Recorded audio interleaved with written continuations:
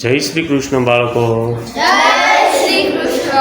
આજનો જનરલ નોલેજનો પ્રશ્ન છે કે વિશ્વમાં સૌથી વધુ વરસાદ ક્યાં પડે છે?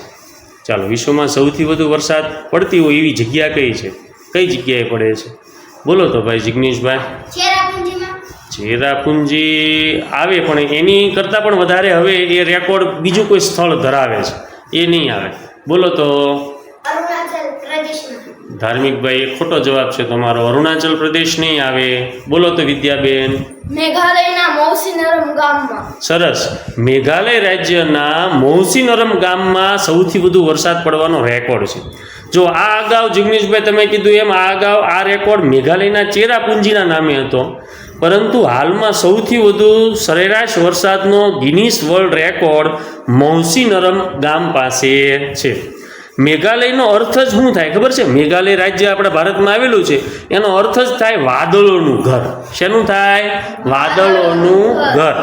અહીં વાર્ષિક સરેરાશ 11,872 મિલીમીટર એટલે કે લગભગ 467 ઇંચ જેટલો વરસાદ પડે છે।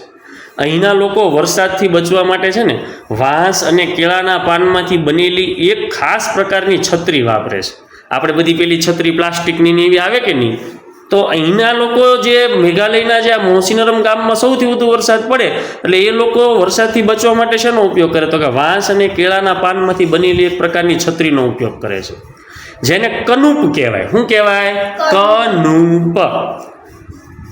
તે કાચબાની પીઠ જેવી દેખાય। કોની પીઠ જેવી દેખાય? કાચબાની જે ઢાલ હોય ને, પીઠ હોય ને એવી દેખાય, જેથી લોકો ખેતરમાં કામ કરતી વખતે બંને હાથ મુક્ત રાખીને કામ કરી શકે। ખૂબ સરસ વિદ્યાબેન।